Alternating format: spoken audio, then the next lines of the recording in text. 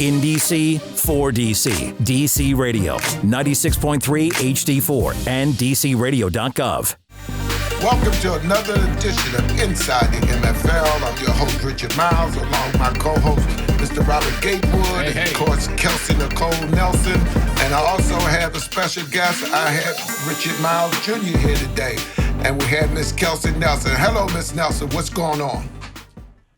Hi, I am doing great. I am calling in from Oregon, so very excited to still be on the show and talk about all of the great things happening that we have coming up. Right. Do we have any people out there? Oregon. Did you see anybody out there look like you, Kelsey? Be honest. She just doubled the population of Kelsey, black folks be honest. in one day. I did. It's funny. It's really interesting, but it's really beautiful here. But I will say it's different. It's different. It's a lot more quiet. They focus a lot on beauty. I'm actually in the desert part of Oregon, but I can see the Three Sisters Mountains from where I am currently. Wow. But no, not many like me. Okay. But it's okay. That's why I'm here. I'm going to start. I'm going to start the train. The Three Sisters Mountain. Three Sisters. That's what they told me they call it. The locals here call it. So you've been up the mountain yet? You've gone up the mountain? It has like three big faces on it. Oh, okay. Wow. You missed what Robert said. Robert said, you've been on the mountain yet? Oh, no. You guys know better than that. I went to Wyoming about a couple of years ago, and everybody kept saying you got to go up that big mountain, Casper Mountain. I started driving up the mountain. I got about halfway. All right. I said, man, it's not enough for us out here. I got to turn back down this mountain. I go up that mountain. He never see me again. My son used to live in Texas. There's a lot of cold there, right, JR? You had a lot of... sometimes it's more hot. It's flat land out there. A lot of rain. I don't like it. We had a hard time putting the franchise out there. We wanted to get, the Texas Oilers, the Texas Dolphins out there. But, we hopefully we'll get that done. But let's get into inside the MFL. Hey. Okay, so, Kelsey, as you know, we've been doing a lot of things, season greetings we want to say to everybody because we know the Christmas holiday is coming up. Robert, you all ready, Robert? Man, I've been out there networking. You know what? People are celebrating, but as business owners, we have to be on our game at all times. Right. So, but I've been, there's a lot of parties going on, but I look at them as not just opportunities to go out here and get drunk and act a fool, but look at these, build these relationships as we get ready to go into 2020. 2020 is going to be a game-changing year. And so while you're out here making these connections, passing out cards, drinking your eggnog, turn this into business opportunities. You should always be on your game when you are a business owner. Yeah, you know that we say eggnog, JR. You notice that we say eggnog. My son don't mess with eggnog. But Kelsey, eggnog. Oh, man. I don't know. Kelsey like eggnog too. You like eggnog? I do. I love it. It's what you drink during this time of the holidays to celebrate the festivities. It got stuff in it. So we get in it. As you know, Ms. Quar just resigned not long from the African Union. And ASPA, that was real sad, Kelsey, because she was really spearheading the MFL coming to Africa. How do you feel about that? It's a shame that we always turn against one another. I think it's definitely tough times, but I will say in Spirit of Africa, I think one thing that we see getting along all together now is we recently just saw Miss South Africa win Miss Universe, and I think that's a huge thing for the continent of Africa to see a beautiful Black queen winning. I think was just magnificent to see, and you really saw so many gather behind her. And so I think even though we lost the leadership of the African Union and the former ambassador, that's not the end of it, and that's an opportunity for someone to step up. And hopefully she helped pave the way for more women, especially, to kind of take that lead. In Africa, it's a continent that we don't see as many women leading, but there are women leading. Most notably coming to my head was when Ethiopia selected a female president. And that was huge. That was huge. And then we see more women prime ministers on there and things of that sort. But I would love to see more women's leadership. But I think what the ambassadors did was just pivotal and needed. I think she set the stones for many great to follow her. But again, it's a sad moment. But I always look at the positive in the moment, and we always have to be asking what's next. And I hope she left the African Union stronger, and I hope together that we'll all grow stronger together as the MFL prepares to head over in 2020. Right. And yes, we've been speaking to a lot of ambassadors and I've been to several meetings, as you know, with the different ambassadors to Africa. So we hoping that the transition will be easier, but I don't feel nothing going to be easy. And as you know, Robert, we want everybody to understand that you have to own something nowadays. And if you own something, you really just at the back line of everything else. You're really not going to get an opportunity to do much. Well, you're exactly right. When you look at something as large as the continent of Africa, which is still under the vestiges of some of the colonial acts that took place during the Berlin Conference, we're seeing that in small ways and large. So when you say ownership, we're talking about countries, we're talking about continents, we're talking about something as small as owning your own business. But the common denominator is ownership. When you own, you get to make your own decisions. You get to make call your own shots, and you don't have somebody else with their foot on your neck. And so I without getting into the historical backdrop of what's happening in Africa and France and what happened to Dr. Kwa, I feel like it's always it's tied to this bigger issue of us having to constantly assert our independence. Right. And when we don't have independence, then we're constantly jumping when other people say jump. And like Dr. King said, you have to laugh when they say laugh and itch when they say itch. Scratch when you're not even itching. So yeah, right. So we have to get away from that. But as a business owner and a business development, I say my approach is to let's own more and more businesses, and so we can make these decisions. Absolutely. And I have my son here, and as you know, I thank God for my son and my kids because, I had somebody to leave something to. And I have my son here, and understanding business, as my son will tell you, even when he was young, he used to too young to come to the different businesses that I had. I mean, how do you feel about that, JR, owning, being able to own your own business, being a part of the MFL? It's very positive, especially because it's Black owned. It's nice, and I feel like, let me get my words together. It's cool to give other people an opportunity because a lot of people don't, and so many people take people for granted. So with you leaving me something or leaving us something, I think... Gerald, what you said, it's so important. You said it's Black owned, but it's also family owned. Yes, family owned. Because your dad and your family, you're creating a legacy, not just for you, but your grandkids. I understood you have quite a few grandkids. Right. Yeah. But we got a small army. That's powerful. That's really powerful. And what are your take on that, Ms. Nelson? I mean, I think they both said it.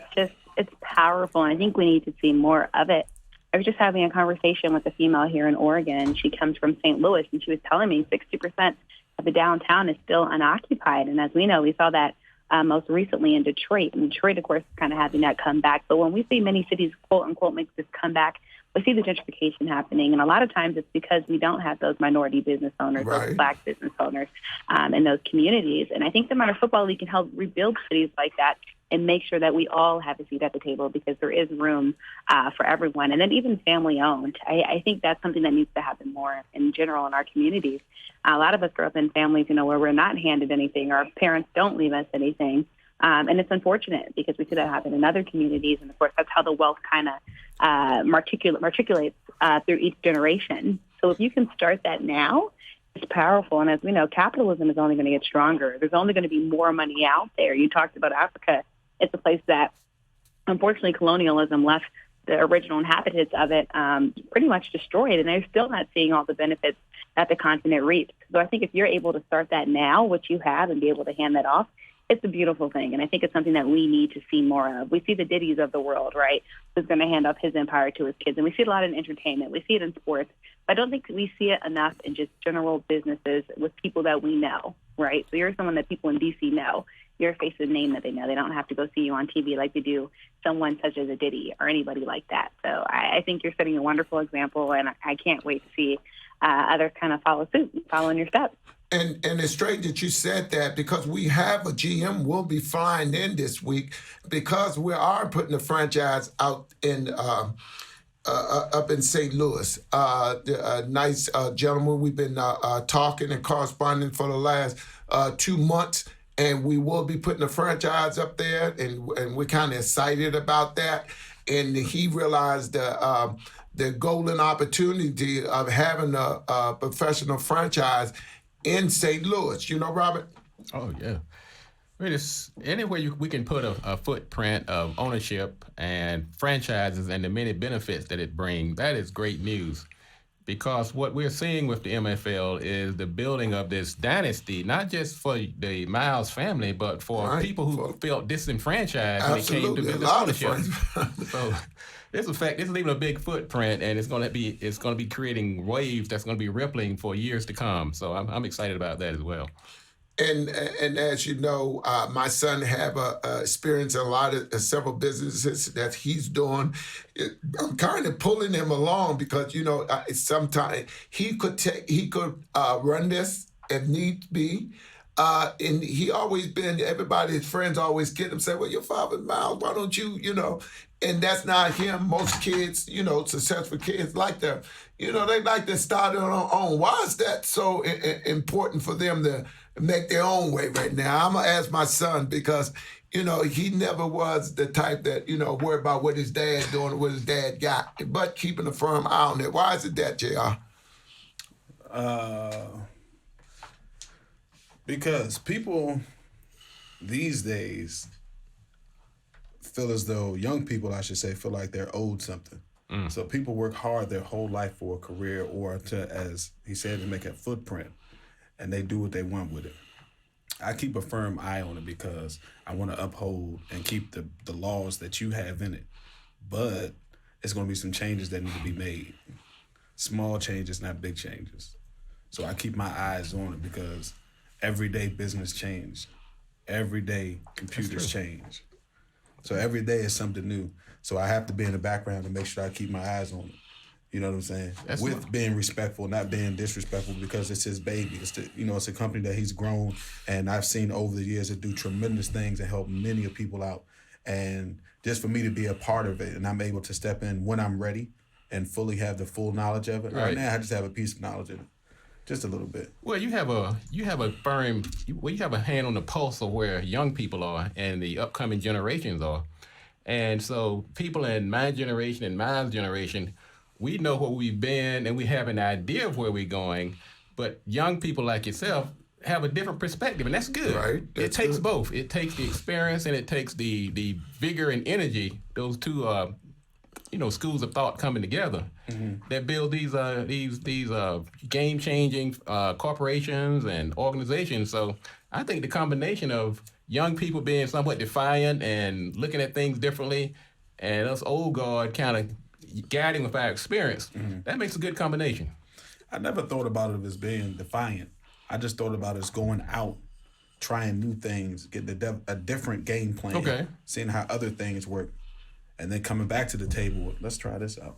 Yeah. Let's see how that works. Well, I have a daughter. It's working for other companies. Let's see what it could do for us.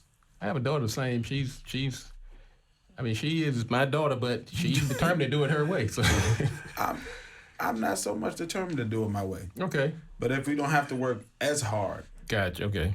And we could do the same thing, but not as hard. I like that. Because at the end of the day, the foundation is already made. Okay. It's supposed to get easier. It's not supposed to get harder.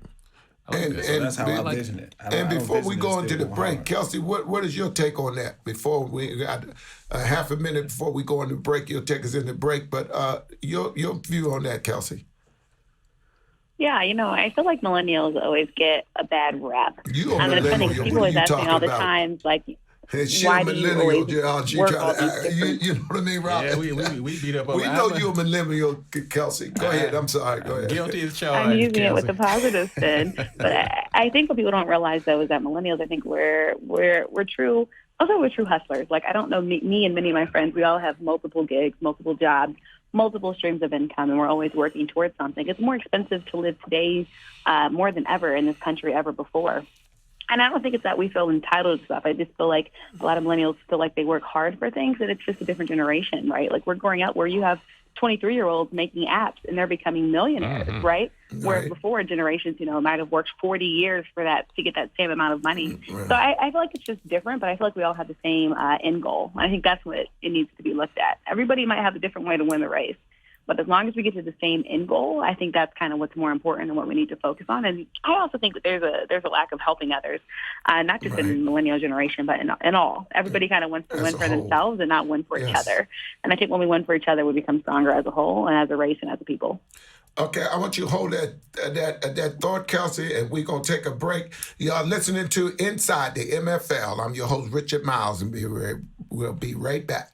DC Radio, where you can hear district creatives with Sevi Charisse. One of the conversations that we have on the show is how to monetize your creative gifts and abilities. Hearing the Council with Josh Gibson. You'll learn about policy, learn about people, learn about history, and learn about the institution. Wit and Reason with Dr. Alexis Moreno. It seems like there's still a lot of confusion and misunderstanding surrounding the concept of love, so let's break it down. Rating the Crates with John Avery. You're raiding the crates on DC Radio, and we're just getting started. So let's kick this party into high gear. And Rememories for Seniors with Elliot Michael Gold. The people we love and admire and who set the beat and the music of our lives. DC Radio, 96.3 and DCRadio.gov. In DC, for DC. Welcome back to Inside the MFL. I'm your host, Richard Myles, along with Mr. Robert Gatewood and Kelsey Nicole Nelson, our host. Kelsey always going somewhere. You know that? She always somewhere. Miss Nelson somewhere. And I have in studio my son. I sound like a proud father. And you think about it, Mr. Gatewood, I had my daughter on your show, didn't I? That was funny. Yeah, that's right. You forgot all about Tanisha. Absolutely. Tanisha, the dynamo, man. So smart, too. I mean, all you... Yeah, well, they all shop things. You hear that, Kelsey? I take that and wear it. But also, Kelsey, you always on the go. Now, you out there with one of the GMs. Matter of fact, I'm not out there, but we have a lot of different players been calling. I mean, the phone's been jumping off, as you know, Kelsey.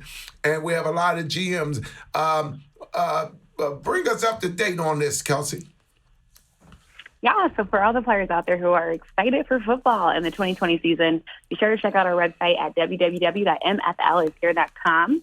Hit players and coaches, put in your information, and as soon as combine and tryout information is available where you are, we will make sure to send you that information, and we'll have the GMs connect with you. So I know a lot of players have been asking, but it's all on our website. Very easy to register. It takes less than 5 minutes. And as you said, we'll have the 16 franchises over here in America, and then also the 16 playing over in Africa. So it's an exciting time to be a player with the Minor Football League.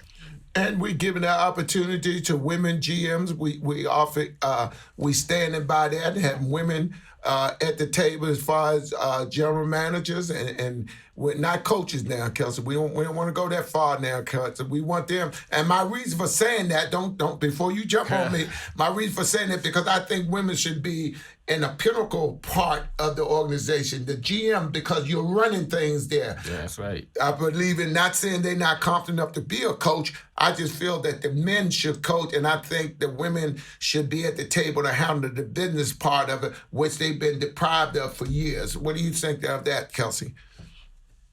Honestly, I'm for a woman getting in any position that she has experience and background for and anything that she wants. So whether that be coaching, such as Becky Hammond, who many are talking about, putting whispers out about maybe being considered for that new New York Knicks job as head coach, which would be, of course, tremendous in the NBA, having a female head coach, or whether that be a GM in the Minor Football League. I think it all depends. We've seen various levels of success in multiple roles, but I think that's what's exciting about the Minor Football League is that the women are being offered options and a seat at the table no matter what position they want, as long as they bring the skills, expertise, and knowledge to the table.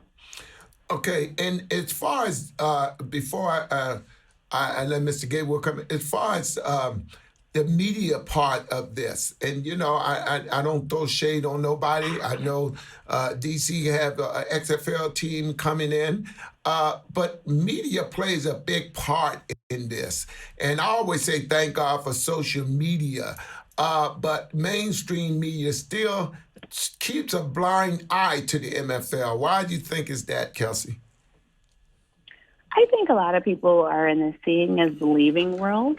And I think the great thing about the minor football league is that we have been transparent. We know this past season was supposed to be a ghost and things happened and the right people weren't in place. But I think once all of the things, honestly, are in place, the media will have to pay attention. You know why, Miles? It's because social media will be paying attention.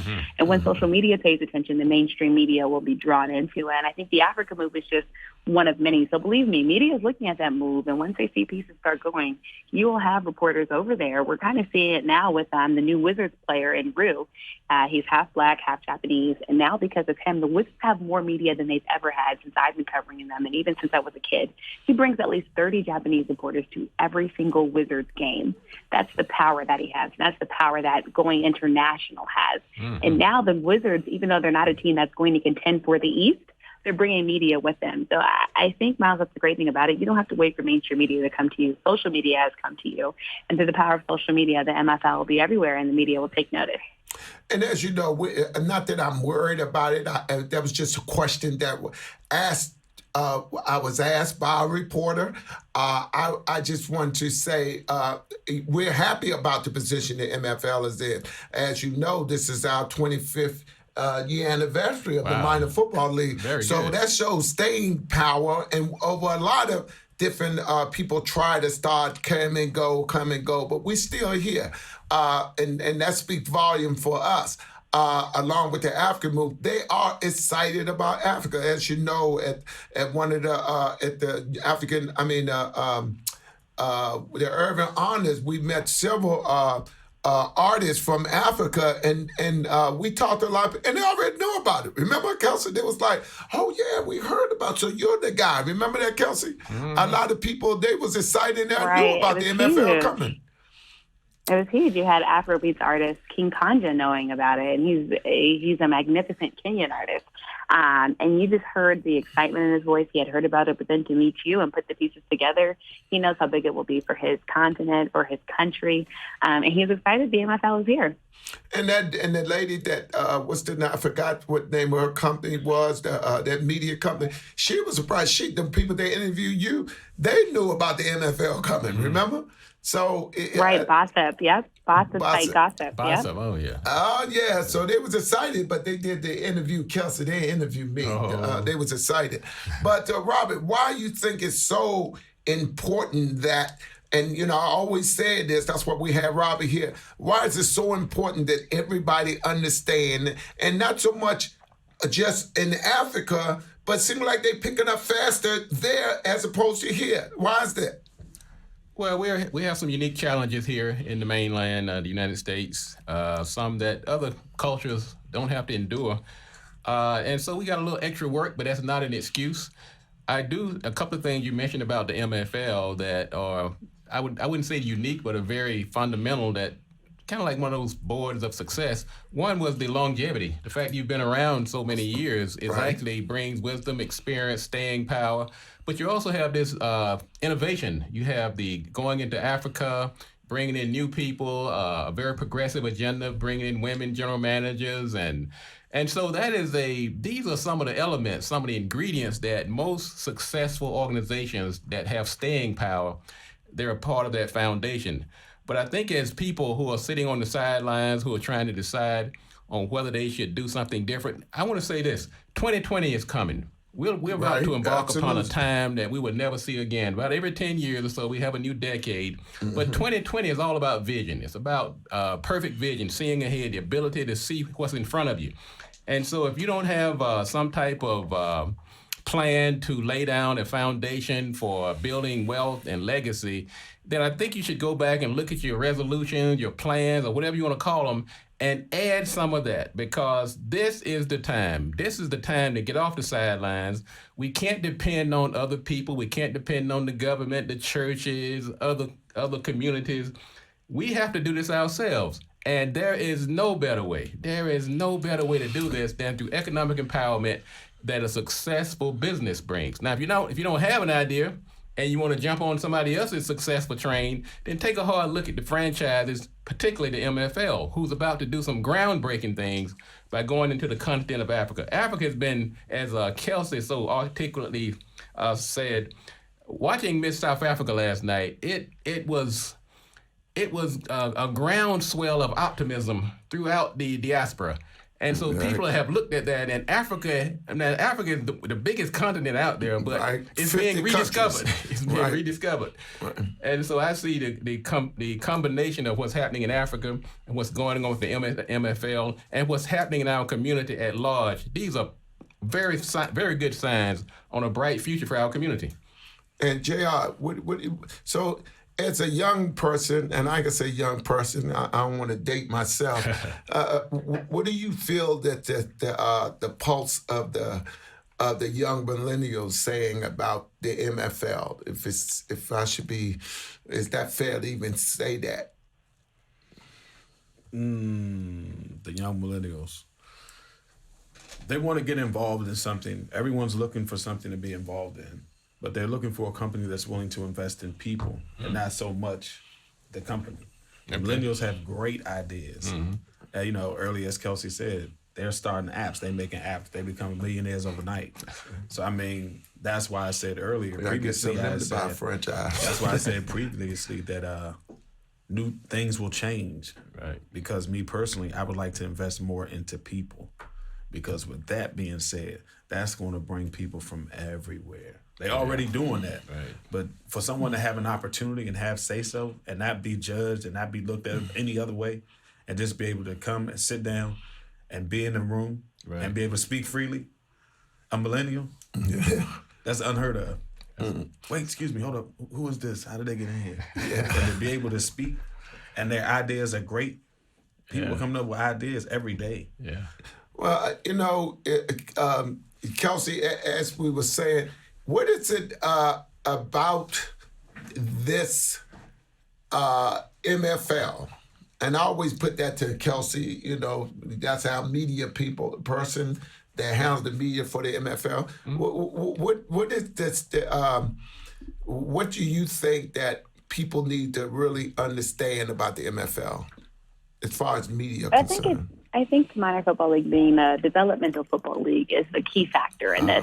Right. For developing players for the next level. A lot of us are watching football Thursday, Sunday, and Monday nights. And a lot of times you'll see these players get injured. You hear the commentators talking about a lot of times why they got injured, whether it was a wrong move by them, whether they weren't prepared or just certain things like that. And you hear a lot of it and a lot of injuries. That's why trainers are so important right now in the NFL because your body, of course, is your best weapon and your biggest weapon, especially as we look at players after playing football. A lot of times we see their bodies kind of start to deteriorate because of all the pressures and stresses they put on it. And even now we see less youth. This was the first year that we saw less youth playing organized football at a young age. So a lot of us know them as ankle biters or midget teams or whatever you call them. But now parents are afraid, quite frankly, to put their kids in those because they feel like things can happen to them because they see what's happening on these primetime games. And so now we're kind of hurting the pipeline. And the NFL is really looking towards the future success of the league. And I think for the NFL to succeed, of course, right now they do have a lot of great young prospect quarterbacks. They were showing all the quarterbacks going to the playoffs right now. 24 is like the average age, 23, 24. And the only one that's older than that, of course, is Tom Brady. Who's 42. But saying all that to say, it's very important for leagues like the Minor Football League to succeed so players can get to that next level. And even if they don't get to that next level, you're showing them how to succeed on and off the field. Of course, not everyone's going to make it to the NFL, but even making it to the MFL, you can learn kind of the business of sports. I was able to learn that getting my graduate degree, but not everyone's able to go and do that type of thing, especially when you're playing sports. But I think the Minor Football League, it creates that pathway to see if you want to make your career longer on the field or if you see what's beyond the field where you can really make true and real money, as you all know. Right. And as we always say, the MFL is the laboratory of change. It's just not about football here. We're getting ready to wrap this show up. Robert, how can they get in contact with you, our listeners? Yeah, well, you can find me every Friday at 10:30 a.m. on the Marketing Pulpit radio show on Radio 1 and out of Silver Spring, Maryland. We've been doing that for the last 10 years. And we got... And you can just go to marketingpulpit.com. We have, you can find us on Facebook, you can find us on Twitter, you can find us on Instagram. And we're glad to help people try to get into business. People who are in business do better. And so just tune in every week. And our celebrity co-host, Miss Kelsey Nelson for Fox Sports. How can they reach you, Kelsey? I'm simple and easy. Social media, The Real K Nelson, or find me online at Kelsey Nicole Nelson. Okay, and of course the MFL, you can contact us on all the social media platforms. Also, the MFL is here at the MFLishere.com. I want to say to my son, JR, glad to have you aboard. He like this kind of stuff. He pretending like he don't. You know what I mean, Mr. Gatewood? Kelsey, he just sit back and soak it in. But I want to say, you've been listening to Inside the MFL. I'm your host, Richard Myles. We'll see you next week. In D.C., for D.C. D.C. Radio, 96.3 HD4 and DCRadio.gov.